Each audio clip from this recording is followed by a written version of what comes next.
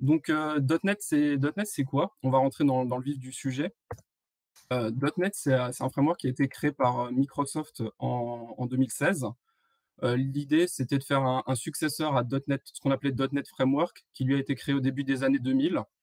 Ça s'appelait initialement, .NET Core, mais, ils ont abandonné le nom en 2019 pour simplifier vers .NET. Et du coup, c'est quoi? Ben, c'est juste un ensemble d'outils qui va permettre à un développeur de produire et d'exécuter du code managé. Je ne vais pas rentrer forcément dans le détail, mais on retrouve 2 composants majeurs, sur le framework .NET. Ce qu'on va appeler d'un côté la framework class library, c'est un ensemble de classes, d'objets, de code qui est préécrit, prêt à l'emploi. Et de l'autre côté, on a le common language runtime. C'est une espèce de machine virtuelle dont le but va être de prendre votre code qui est compilé et de l'exécuter, sur une plateforme. Donc voilà, ces 2 composants, j'y reviendrai plusieurs fois. Alors pourquoi pour moi, .NET c'est, la meilleure techno du monde? Il y a plein de raisons à ça et je suis ravi que vous me posiez la question. La première chose, c'est que, bah, on peut tout faire avec. Que vous vouliez faire, je sais pas, du client lourd, côté desktop, que vous vouliez développer des jeux, de l'IoT, que vous visiez le cloud, et ben, .NET va vous proposer des outils pour vous accompagner, pour vous faciliter le travail. Et ça, c'est rendu possible avant tout parce que, ben, .NET, c'est cross-platform. .NET tourne sous une multitude d'environnements.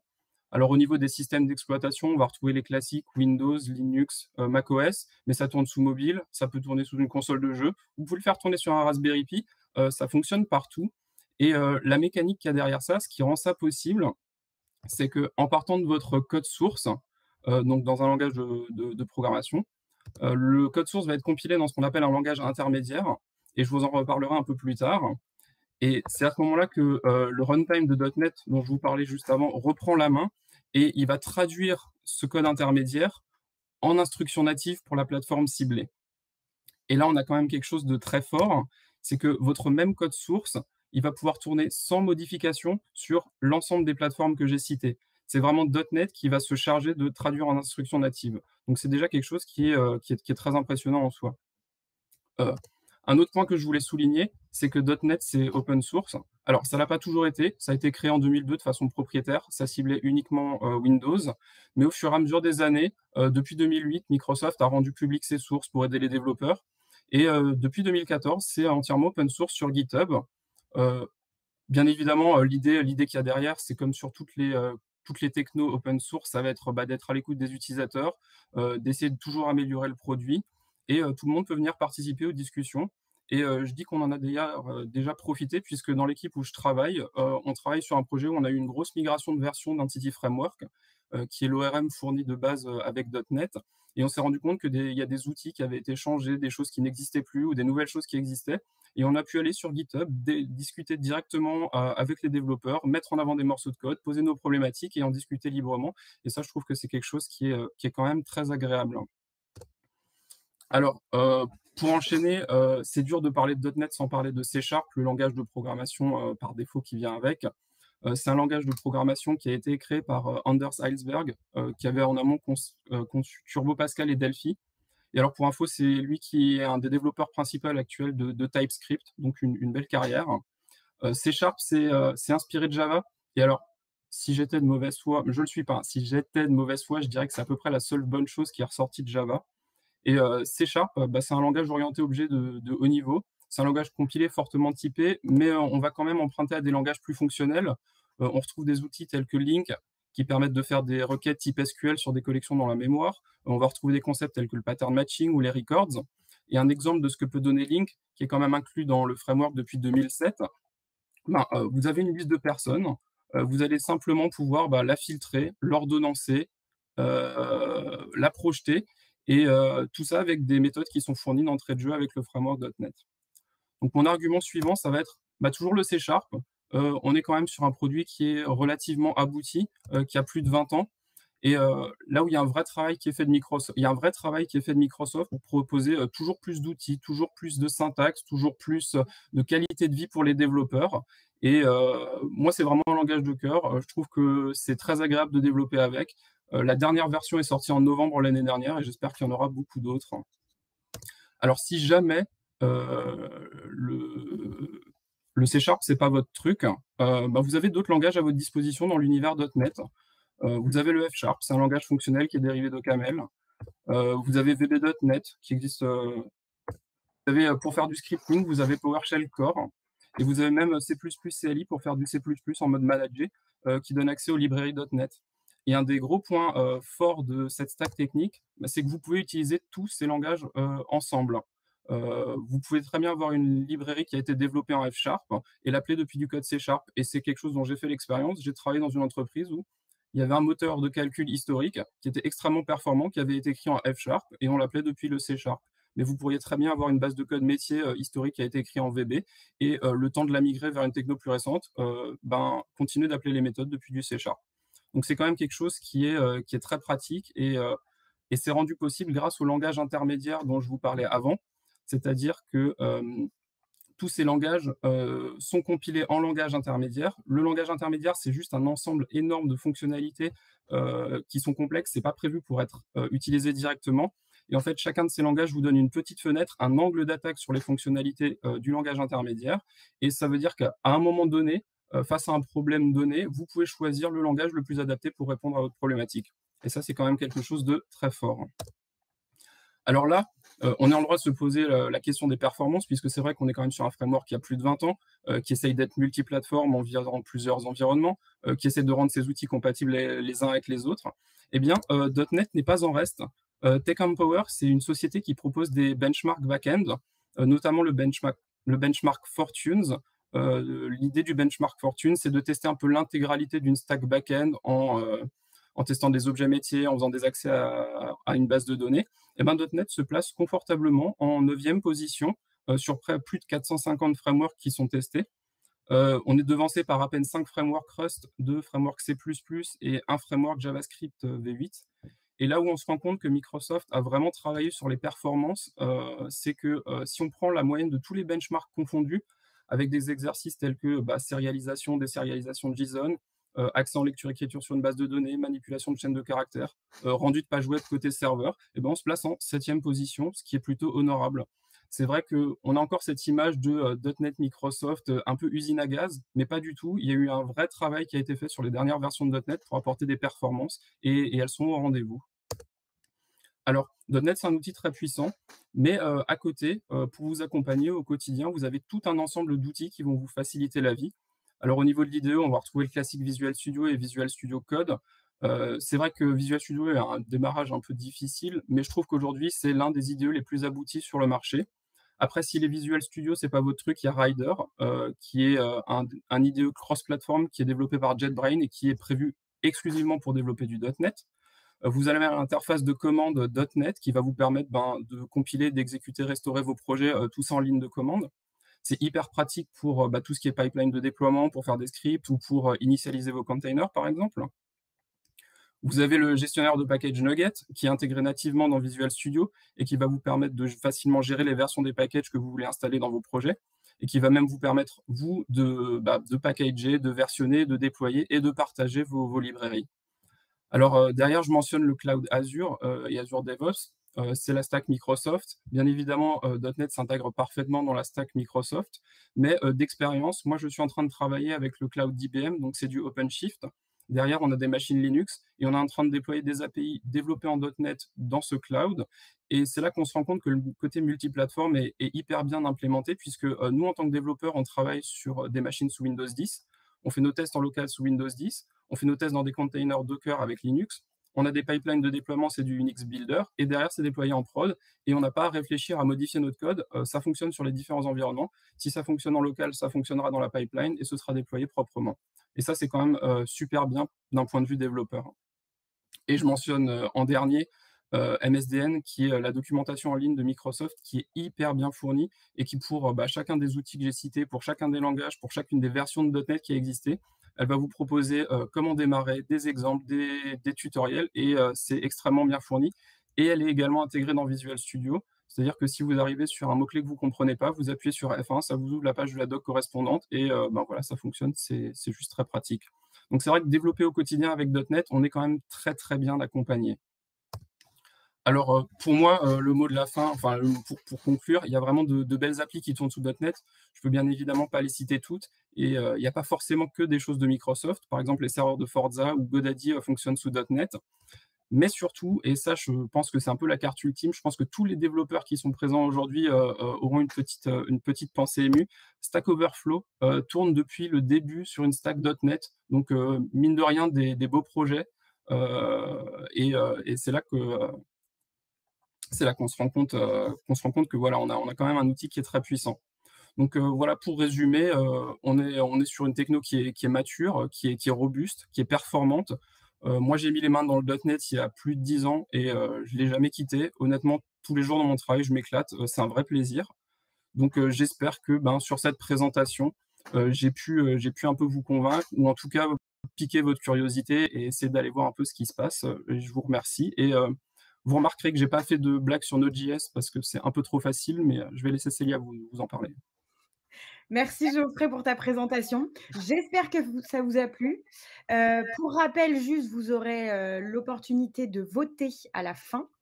Et surtout, j'ai oublié d'en parler tout à l'heure, il y aura un quiz à la fin qui vous permettra de gagner des peluches sphères. Donc surtout, restez connectés jusqu'à la fin. Donc merci Yes, encore Geoffrey pour ta présentation. Et on merci à va vous.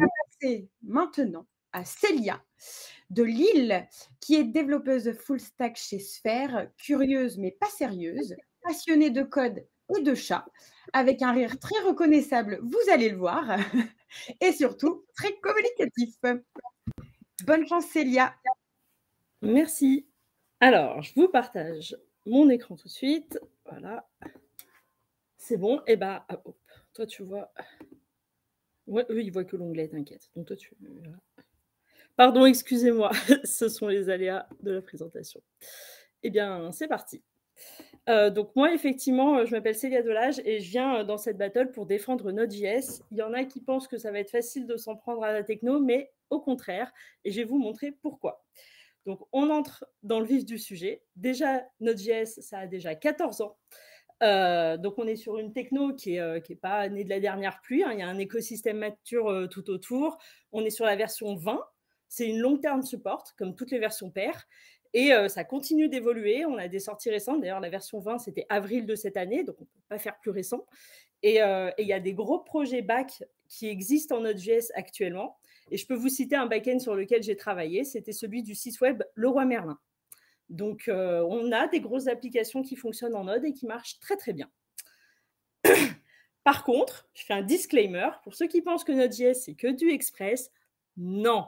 Express, OK, c'est le premier framework Node.js qui est arrivé, c'est le plus répandu et il y a une communauté dessus, je suis d'accord. Par contre, c'est pas le plus récent, c'est pas le plus moderne. Donc effectivement, si c'est cette idée-là que vous avez du Node.js, bah OK, c'est un peu dépassé. Par contre, bah, c'est du JS, donc il y a un tas de frameworks disponibles, OK, et il y en a qui sont vachement plus intéressants. Moi, je vous donne mon petit favori en ce moment, c'est Nest.js. D'ailleurs, j'ai écrit un article à ce sujet il y a un an, donc n'hésitez pas à aller m'ajouter des cœurs et des vues, ça me fera plaisir. L'autopromo, c'est fait. Et en fait, vous allez voir, l'article, il est très intéressant parce que c'est de Node.js, mais on y parle d'architecture, d'annotation, d'injection de dépendance et de test, parce qu'une bonne techno, c'est une techno testable. Bah, de la même manière, c'est du JS, des librairies de tests, il y en a plein, vous avez votre choix, des tests d'intégration, des tests unitaires, il y a tout ce que vous voulez pour faire des applis de qualité. Donc, il n'y a pas d'excuse. Alors, jusque-là, vous allez me dire, OK, ce que tu nous as expliqué, Célia, c'est bien, mais en fait, ça existe dans tous les autres langages. Ouais, jusqu'à maintenant, je vous ai expliqué pourquoi Node.js, il n'est pas moins bon que les autres. Maintenant, je vais vous expliquer pourquoi Node.js, c'est le feu. Eh bien, la raison, c'est celle-là. Vous reconnaissez ce petit bloc de code? C'est ce qu'on appelle du JSON. Et qu'est-ce que c'est du JSON? JavaScript Object Notation. JavaScript. Alors, déjà, les autres langages qui font des API en JSON, un peu de respect pour le JavaScript, s'il vous plaît, c'est notre standard. Et pourquoi? Parce qu'en fait, tout ça, c'est simplement la notation d'un objet en JavaScript.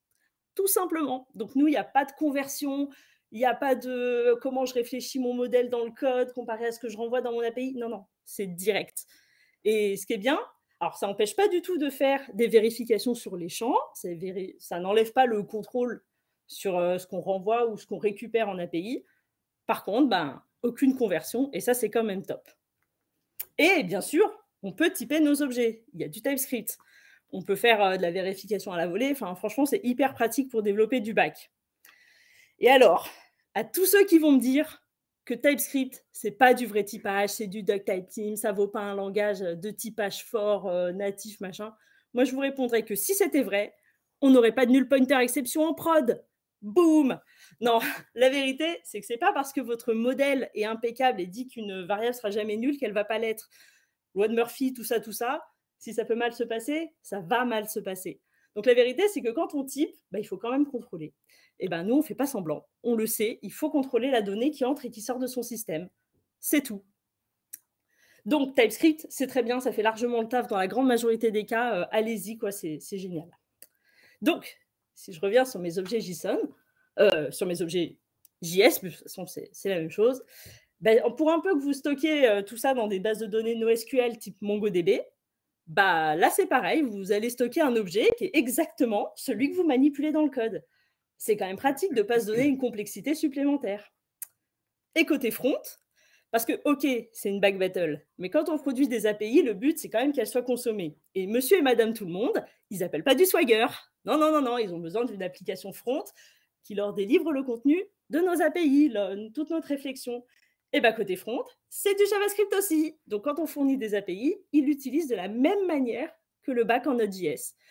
Donc, si je résume, on se retrouve avec une cohérence incroyable où ce qu'on a stocké dans notre base de données NoSQL, c'est l'objet qu'on va manipuler dans le code en API, dans le code en Node.js, c'est l'objet qu'on va renvoyer en API, et c'est celui que les fronts vont manipuler ensuite pour apporter l'expérience aux utilisateurs. Donc là, ce que vous voyez sur la stack, c'est que finalement, d'un point de vue technique, c'est ultra cohérent et ça permet de se concentrer sur la vraie complexité où on a de la valeur ajoutée, c'est la complexité métier. Parce que là où on va apporter de la valeur, c'est dans notre contexte client, quand on va appliquer les règles métiers. Et la stack, elle est juste là pour nous supporter tout ça, sans rien ajouter d'étapes supplémentaires. Donc, c'est bien parce qu'elle est super pratique. Et en termes de performance, eh ben, on n'a pas à rougir. Alors, je n'ai pas fait un benchmark comme Geoffrey. Il a peut-être été un peu plus sérieux que moi, mais par contre, je vous donne quand même quelques stats que moi, j'ai eues. Donc là, j'ai monté une petite API Nest.js Fastify. Le return hello world de base, on est à 2-3 millisecondes. Les API qu'on avait sur mon projet précédent, lecture dans MongoDB et return, on était sur du max 20 millisecondes.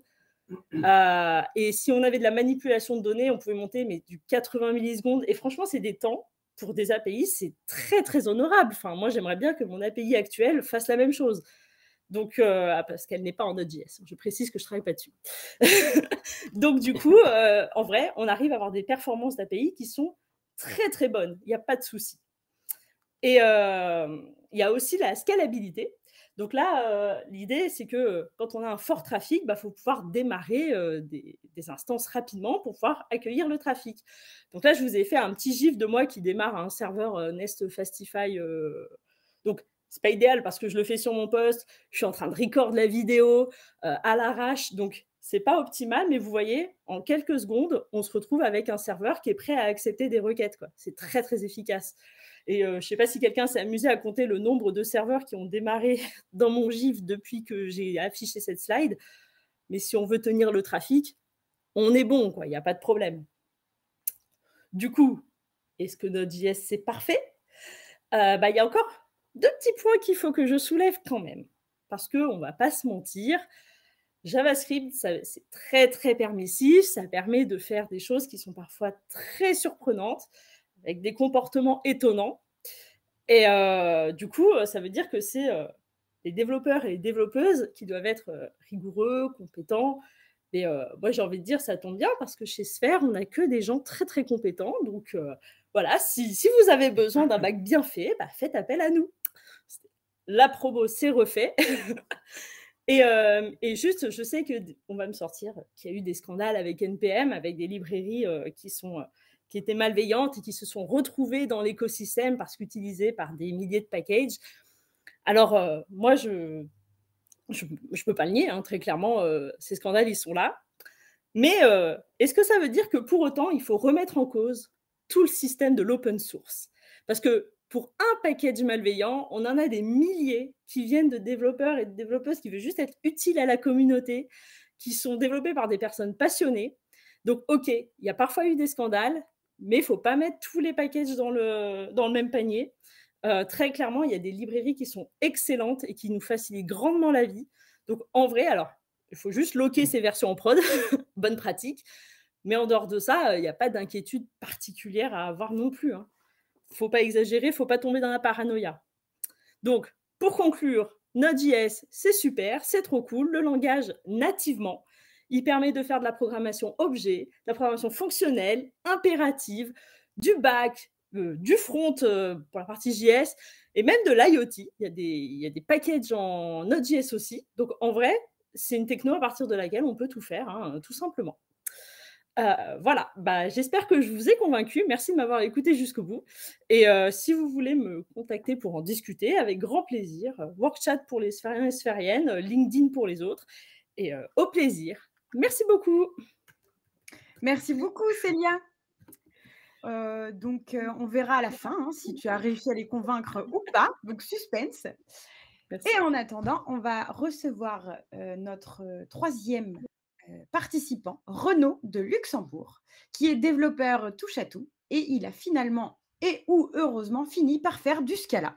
Donc, il va nous parler et peut-être vous convaincre ou non de passer sur du Scala. Bonne chance, Renaud. Merci. Bonjour tout le monde. J'espère que tout le monde va bien. Tout le monde a apprécié ces petits langages qui sont là depuis quelques années et qui s'amusent à rester. Moi, je suis là aujourd'hui pour vous parler un petit peu d'un langage qui est pas très connu ou qui paraît parfois un peu comme le vilain petit canard, celui qui est trop mathématique, celui qui est trop compliqué, alors que pas du tout, vraiment pas du tout. Il faut y aller faire du Scala. Je vais commencer par me présenter, comme ça, c'est le Scala qui sera le plus important à la fin. Je m'appelle Renaud, je travaille au Luxembourg. J'ai fait pas mal de technologies depuis pas mal de temps. J'ai fait du .NET, j'ai fait du JS, j'ai fait du Java et maintenant je fais enfin du Scala. C'est vraiment quelque chose de très intéressant et de très, très, très pratique.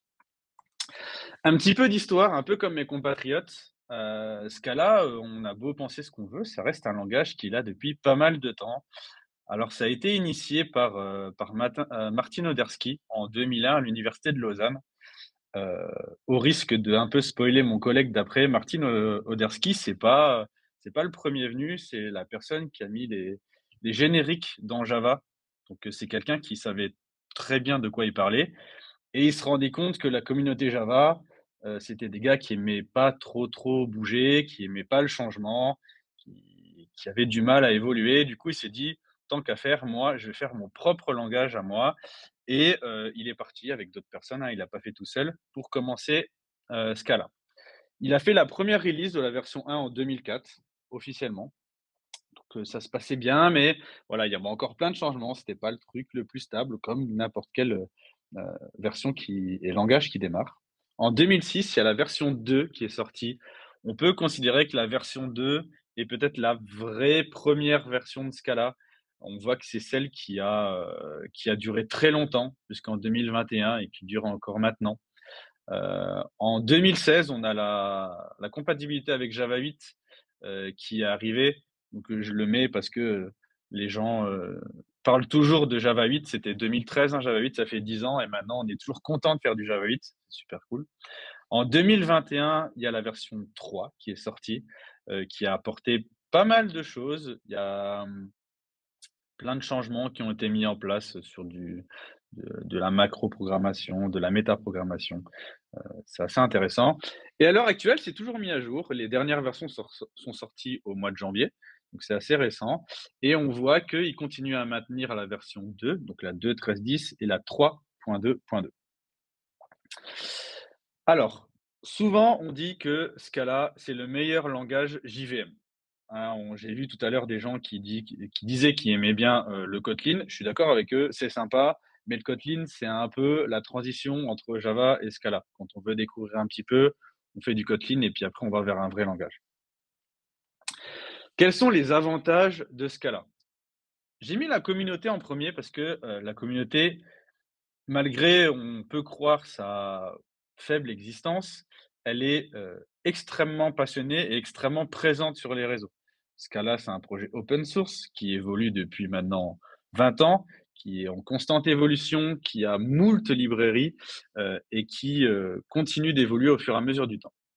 Fonctionnel, c'était aussi un point très important. On en parle, c'est très à la mode en ce moment. Tout le monde parle de ça. JavaScript a rajouté des trucs pour faire fonctionnel. Java a rajouté un pseudo-fonctionnel en Java 8 où il faut appeler 14 méthodes pour réussir à faire un filtre sur une liste. Voilà, bref. Et Scala, quand il a été créé dans le but de faire d'un langage orienté objet et fonctionnel. Mais il ne s'est pas contenté de rajouter des choses, il a fait en sorte que l'ensemble de son langage soit fonctionnel.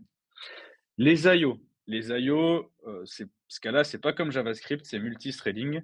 Donc, c'est très facile de créer un thread, de faire une tâche, de récupérer la valeur qui a été traitée par ce thread et qui a été récupérée. Tout est fait en sorte pour être bien inspiré et avoir une communication facile avec l'extérieur, que ce soit une base de données, une API REST ou des fichiers. Tout est threadé, on va dire ça, assez facilement, et c'est prévu directement dans le langage. On n'a pas besoin de rajouter des choses pour le faire. La JVM, on a beau dire ce qu'on veut, la JVM, ça a 30, 40 ans, ça a des milliers d'heures d'ingénierie et d'ingénieurs très compétents qui étaient là-dessus. Et on a beau dire ce qu'on veut, ça fonctionne très bien. Peut-être je vais spoil mon collègue d'après, mais le rover qui est sur Mars, ça tourne avec une JVM. Parce que ça fonctionne bien, on sait qu'il n'y a pas de problème. Et en plus, derrière, c'est facile pour faire du hot reload. Le modeling. Pourquoi je parle du modeling? Parce que un des grands principes de Scala, c'est l'immutabilité. Ça fait des années qu'on se casse la tête en C, en CPP, en Java, avec nos pointeurs, nos valeurs, on ne sait pas comment les libérer, comment les allouer. On crée plein de langages pour faciliter ça. En Scala, c'est assez simple. Les principes de base, c'est tout est immutable. On ne peut pas le changer. On travaille par valeur et de la transformation de la valeur. La syntaxe aussi, c'est très intéressant. On a enlevé tous les petits trucs qui servent à rien, les parenthèses inutiles, les points-virgules. Dans la nouvelle version, on commence à faire un peu comme Python, où on privilégie l'indentation par rapport aux accolades. Tous les puristes diront c'est n'importe quoi, ça devient illisible. Malgré tout, quand on fait des expériences avec des écoliers, des élèves, ils ont beaucoup plus de facilité à apprendre un langage où il y a moins de fioritures, moins de bruit dans un langage et qui est basé sur l'indentation que des points-virgules, plus de l'indentation, plus des accolades, plus des parenthèses. Ils galèrent. Et le typage, ça va un petit peu avec le modeling. Il y a plein de choses disponibles dans le typage, comme par exemple l'héritage multiple. Il y a plein de langages qui, au lieu de se faciliter, au lieu de se casser la tête à gérer l'héritage multiple, ils ont dit on ne le fait pas. En ce cas-là, ils ont réglé le problème, c'est disponible et les potentiels problèmes sont réglés à la compilation. Donc vous n'avez vraiment aucune chance d'avoir ce problème de multi-héritage et de compatibilité dans votre code qui tourne parce que c'est géré à la compilation et j'avais un deuxième C qui était le compilateur, mais je préférais parler de la communauté. Alors, quand on parle de programmation fonctionnelle, souvent plein de langages disent on le fait, mais on le fait parce que c'est hype et parce qu'on veut des gens qui viennent dans notre langage. Le Scala a été fait pour être de la programmation fonctionnelle. Mais de quoi on parle quand on parle de programmation fonctionnelle? Alors, quelque chose qui est fonctionnel, un programme qui est fonctionnel, ça doit être total. Ça veut dire que si je fais une fonction qui est sur les strings, ça doit marcher sur tous les strings. Si je prends l'exemple de toInt, c'est pas une fonction totale parce qu'elle ne marche que sur des strings qui représentent des ints. Déterministique, ça veut dire que quoi qu'il arrive, si je donne le même input en entrée, je dois avoir le même input en sortie. Ça, c'est intéressant et c'est vraiment essentiel, surtout quand on fait du traitement de données. On sait que maintenant, on a énormément de données et traiter de la donnée, c'est important. Et pur, ça, c'est plein de petites choses qui, sont souvent mal utilisées. C'est quand on utilise une fonction, on n'a pas de side effect. Un side effect peut être un console log. On sait très bien qu'en JavaScript, des fois, on règle notre problème en mettant un console log. Me dites pas le contraire, ça vous est déjà tous arrivé, vous comprenez pas pourquoi votre problème est réglé. Bah, pour éviter ça, dans un langage fonctionnel, on évite et on proscrit toute cette partie-là de faire de la programmation avec des side effects dans nos fonctions, dans nos fonctions. Je continue un peu avec les avantages. Alors, je vous parlais de la syntaxe et de la facilité de de créer des lambdas ou des choses comme ça. Donc, si on prend cette première partie qui est ici, si vous voyez mon pointeur de souris, qu'est-ce que je fais? Je veux définir une fonction. Donc, quand je le définis, j'appelle ça def. Assez facile. Ensuite, je vais lui donner un nom. Très bien, je lui donne, c'est assez facile. Comme paramètre first name. Et après, je lui donne le type. On n'a pas besoin de dire, OK, je sais que ça va être ce type-là, c'est un peu bizarre. Là, c'est du langage naturel. C'est le first name qui est string, c'est le last name qui est string. Et à la fin, ce que je renvoie. Hop, c'est fait, c'est fini, je renvoie un string et je donne la valeur de ma fonction. Définir une lambda, c'est tout aussi simple. Donc, je n'ai pas besoin, il y a du typage et de l'inférence de type qui se fait très bien depuis très longtemps. On n'a pas besoin d'attendre la version de Java 17 pour faire de l'inférence de type. Et on a plein de petites choses qui arrivent. Pour la string interpolation, c'est là aussi depuis très longtemps. Pas besoin d'attendre des versions qui sortent en 2017 pour pouvoir faire des string interpolation. Et un petit point qui souvent perd un peu les gens, mais qui au final paraît assez logique, c'est qu'on n'a pas de mot-clé return dans notre fonction. Pourquoi? Ben, ce qui est retourné, c'est la dernière ligne de notre fonction. C'est assez logique, on ne peut pas avoir de side effect. Donc, si on ne veut pas avoir de side effect, ce qui nous est retourné, c'est la fin de notre traitement, donc c'est la dernière ligne de code. C'est assez simple là-dessus. Parler un petit peu comme du C#, de toutes les fonctionnalités qu'on a, pourquoi le fonctionnel c'est facile. On peut voir si on a une liste de personnes, on peut très facilement filtrer pour les gens qui ont moins de 18 ans, et après on peut mapper, donc en C# c'est du select, et en Java je sais même plus c'est quoi, c'est très compliqué. Je dis je veux récupérer le full name, donc j'appelle une fonction qui prend ma personne. Je vais vous parler aussi de la case class. Alors, case class, c'est pareil, c'est quelque chose qui existe depuis le début de Scala et qui est un peu l'équivalent des records en Java et en C#. En JavaScript, il n'y a pas vraiment d'équivalent. Le typage fort, c'est du TypeScript, mais il n'y a pas exactement tout ça. Donc, une case class ou un record, c'est quoi? C'est une définition d'une classe qui est finale, donc on ne peut plus faire d'héritage, donc elle détermine bien notre donnée, et notre donnée, on sait que c'est ce qui est important. Nos propriétés qui sont à l'intérieur sont définies immutables, donc pas besoin de créer des getters et des setters. Et derrière, le fait d'avoir une case class ou un record, ça nous génère directement tout ce qu'on a besoin. Donc le toString, le equals, le constructeur et le déconstructeur. Je vais garder ce mot, c'est un peu plus facile comme ça pour faire du pattern matching. Je vous parlais aussi tout à l'heure d'IO. Donc, je vais prendre on va dire, le fonctionnement des IO de base dans ce cas-là qui s'appelle les futurs. Pour tous les gens qui ont fait un peu d'autres langages, c'est un peu l'équivalent des promises ou des observables. Mais pas besoin de rajouter des choses dans le langage, c'est directement prévu dans le langage. Donc, un futur, quand on en déclare un, c'est un nouveau thread qui fait notre traitement et qui va nous renvoyer une valeur. Eh bien, il y a plein de petits sucres syntaxiques qui est assez simple à utiliser pour enchaîner nos fonctions qui font de l'IO. Donc là, vous voyez le for yield. Donc, je fais mon traitement avec mon premier futur, je récupère sa valeur. Je fais mon deuxième traitement de mon deuxième futur avec la valeur du premier. Et à la fin, je récupère mes valeurs et je les traite. Évidemment, c'est un cas assez simple, mais on sait souvent que beaucoup de backends sont liés. On va chercher une donnée à un endroit, on va chercher une donnée à un autre endroit, on fait un petit traitement métier, et on renvoie une valeur. Et c'est souvent assez compliqué. Il y a des await, il n'y a pas de wait, on doit attendre, c'est thread safe, c'est pas thread safe, qui se donne la main.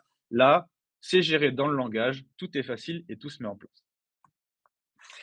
Évidemment, il n'y a pas que des avantages à un langage, ça serait serait se fourvoyer. Un des désavantages, c'est le développeur pool. Malgré le fait que ça soit un très bon langage, voire le meilleur langage, peu de personnes s'y mettent. Pour un deuxième désavantage, c'est souvent, on parle de la learning curve. Scala propose beaucoup de sucre syntaxique et permet de faire plein de choses, et souvent plein de choses qui sont tout aussi bien l'une que l'autre. Donc on a un peu du mal à savoir c'est quoi le standard, donc on pense que la learning curve est assez complexe, ce qui n'est pas vraiment le cas. On s'en sort très bien. Beaucoup de développeurs venant du Java comprennent très bien comment ça se passe, venant du C# également. La JVM, on a beau dire ce qu'on en veut, c'est un très très très très bon produit, mais il a des défauts. C'est assez lourd. Le traitement du garbage, il est là, il est fait, il est très bien fait, mais il faut correctement savoir sizer ses JVM et sizer ses applications pour que tout soit correctement fait. Et le Renaud, juste pour oui, info, tu as dépassé le timing de ton round. Donc il te c'est reste la 1 fin. minute pour terminer. Je te jure que c'est la fin. Je te crois. Ouais. Et le support, ben, peu de développeurs, donc un peu moins de support. Très rapidement, un peu pour me troller moi-même, c'est le même exemple que tout à l'heure avec les futurs. La dernière ligne de code avec 3 underscores et des nils est une ligne de code totalement correcte en Scala.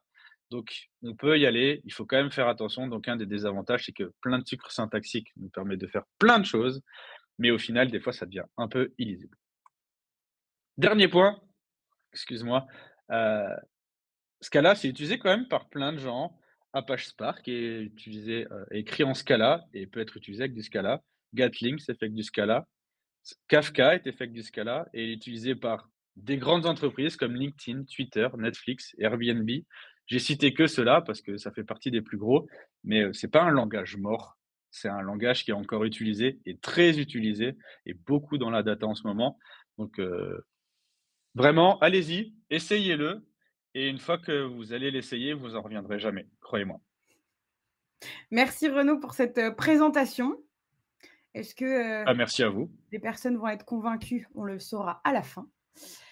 Et on va recevoir le dernier participant, Pierre de Paris, qui est depuis 16 ans chez Sphère et qui vous allez peut-être croiser chez Sphère Paris si vous avez passé des tests techniques des playoffs.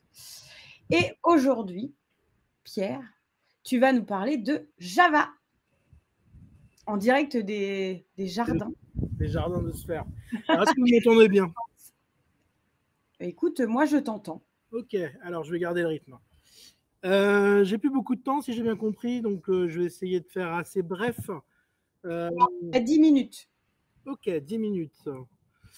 Donc Java, on va commencer un peu par l'histoire, histoire de pouvoir passer cette partie-là. Java, c'est pas un acronyme. À l'origine, le nom était Hawk.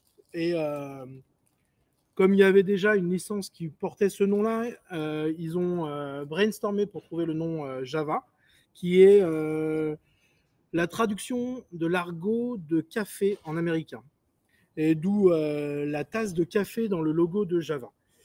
L'origine de Java, ça remonte à 1994, où James Gosling et Patrick Naughton ont mis à disposition un nouveau langage de programmation qui avait pour vocation d'être sur le concept du Write Once and Run Anywhere.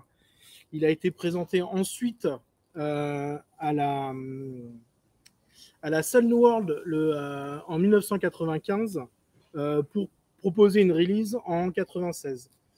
L'objectif complémentaire de ce langage, qu'on a entendu plusieurs fois, c'est le fait d'être indépendant de sa plateforme en s'appuyant sur la JVM. Donc, je ne vais pas refaire l'explication de comment fonctionne une JVM. On en a eu plusieurs fois l'exemple. Et aujourd'hui, Java a amélioré son processus de release. Effectivement, on parle beaucoup de la Java 8, de la JDK 8, qui date de 2014. Actuellement, depuis cette version-là, Java sort une version tous les 6 mois et essaye de maintenir un cap de LTS toutes les 4 versions, donc à peu près tous les 2 ans. Vous avez une version LTS. Pour la prise en main, Java s'appuie sur une grosse communauté. On a énormément de forums sur les sujets, que ce soit le Stack Overflow qu'on a vu tout à l'heure, où il y a énormément de retours sur le code Java.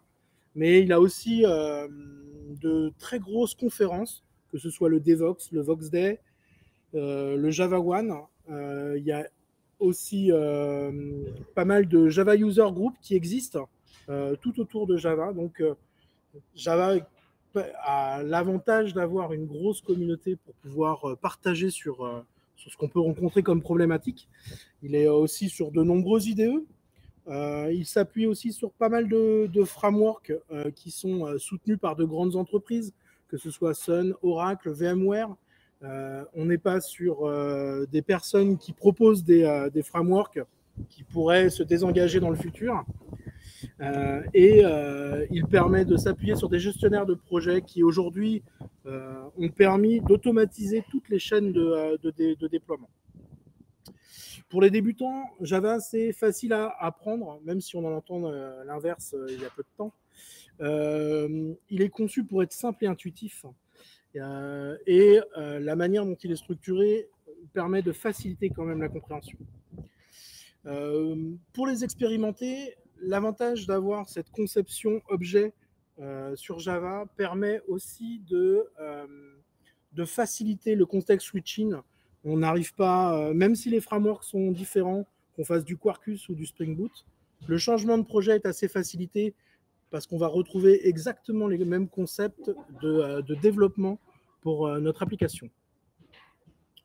Au niveau des exécutions, alors, Java est indépendant des plateformes, mais il permet aussi de pouvoir faire tous les domaines qu'on peut vouloir. Aujourd'hui, on le retrouve dans le back-end, dans le mobile, dans la data, dans le cloud, sur des Mac, des Windows, des Linux, des Android, des iOS.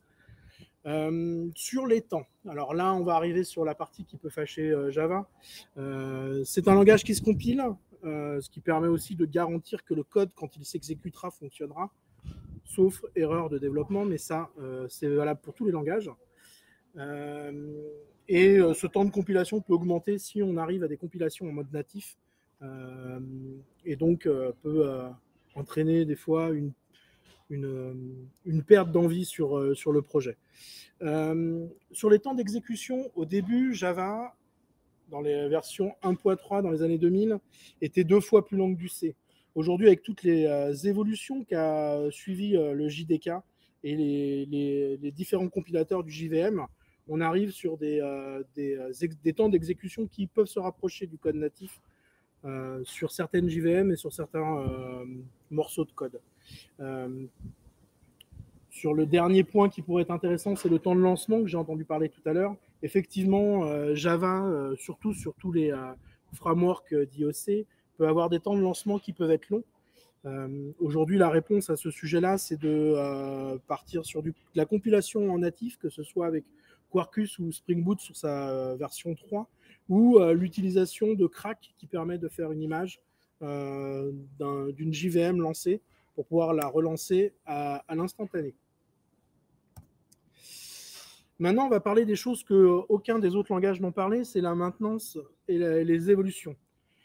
Au niveau testabilité, Java, de la manière dont il est conçu, amène aussi des frameworks qui permettent de faciliter la testabilité, que ce soit du Cucumber, du Mockito, du FestaCert. On arrive à facilement faire des tests unitaires, des tests d'intégration, des tests fonctionnels et de pouvoir développer notre code en TDD.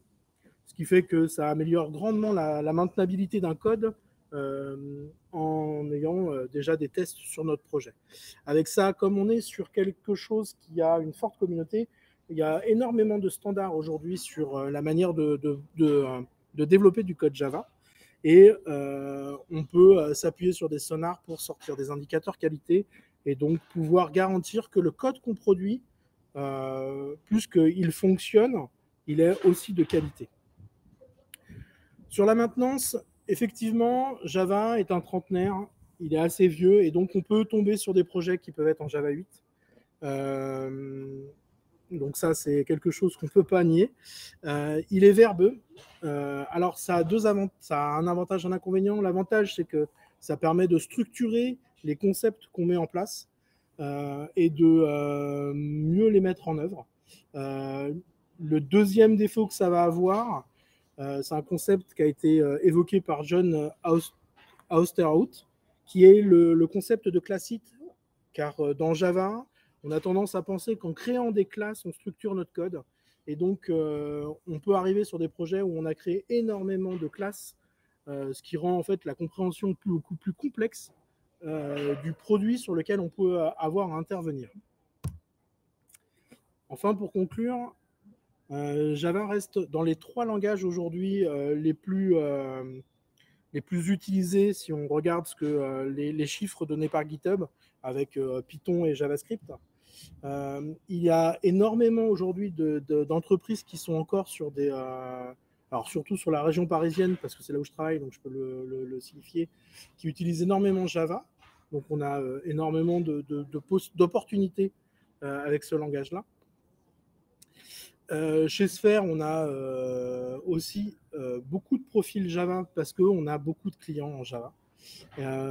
Et après, on l'a vu un peu précédemment, c'est les autres langages se sont inspirés de celui qui fonctionnait bien, que ce soit pour C#, que ce soit pour Kotlin ou pour Go, pour le langage sur lequel on va s'appuyer, et que ce soit dans le nom pour JavaScript. Et voilà, comme ça j'ai rattrapé mon retard. Merci Pierre et bravo pour ta présentation. Je vais appeler tous les speakers. Pierre, tu pouvais rester. Sur ce, encore merci à tous pour vos super présentations. Et on va pouvoir passer au vote avant de faire notre petit quiz. Donc, qui de Geoffrey avec .NET, Célia avec Node.js, Renaud avec Scala ou Pierre avec Java va remporter? Vous allez dans la partie Q&A qui est à droite de votre écran et vous allez pouvoir voter pour le gagnant. Est-ce que Geoffrey, tu as quelque chose à dire en dernier, un dernier Non, je laisse les votes parler. Voilà, j'ai rien à dire. Ça bouge, ça bouge. Déjà, il y a 2 Java, ça triche. Ouais, voilà, là, c'est bon. Il n'y a plus qu'un Java. C'est un peu serré quand même. Il y a quand même .NET qui passe en tête. Mais ça reste très serré. Hein. Surtout, n'hésitez pas à voter. Non, personne ne parlera de Kotlin. Nous n'avions pas assez de temps, mais pourquoi pas pour une prochaine fois. Ça peut être prochaine battle back. On va remettre les titres en jeu. Ah, il y a du suspense hein, quand même. Hein. Ça bouge beaucoup. Il y a des gens qui changent d'avis. Est-ce que déjà dans la team speaker, vous allez rester sur votre techno ou vous seriez prêt à changer d'avis par rapport aux autres présentations? Moi, je serais prêt à changer d'avis pour que notre JS ne gagne pas. Alors, j'allais dire, moi, je veux rester full stack. Alors, Ah, mais ça se joue entre Node et .NET. Hein. Hey, surprise. Attends, hein, rien n'est fait. Il y a encore un peu de changement. Hein. Peut-être Rust aussi. Hein. Oui, effectivement, ça peut être une idée. Rust, c'est une excellente techno. Mis à part tout le reste, Rust, c'est une excellente techno. Il y a, je pense aussi, beaucoup de choses à dire. On n'a pas voulu parler de Go parce qu'on n'a pas besoin de prouver que c'est le meilleur langage en vrai. C'est vrai qu'il y a ça aussi. Bon, ça reste serré. Mais si ça ne change pas, a priori, Node remporterait les votes avec 23, 24. Java remonte à 21, .NET 19. Surprenant. Scala 16. Et ouais. Ça bouge, ça bouge. Voilà. Hein. La vérité. Mais a priori, Node va remporter cette battle. Et voilà. Alors, Parce qu'il y avait des fronts dans l'auditoire. C'est parce qu'il y avait trop de fronts dans l'auditoire. C'est ça. Ouais. Bon, entre Java et .NET, on n'arrive pas. Hein. Par contre, Renaud, je suis désolée, mais Scala, tu n'as pas réussi à convaincre. Hein. Écoute, moi j'ai convaincu 20% de l'Assemblée, ça me va très bien. C'est déjà ça. Oh là là, mais il y a encore du suspense, il y a .NET qui remonte. En tout cas, bravo à tous et toutes pour ces présentations. Merci beaucoup aux participants.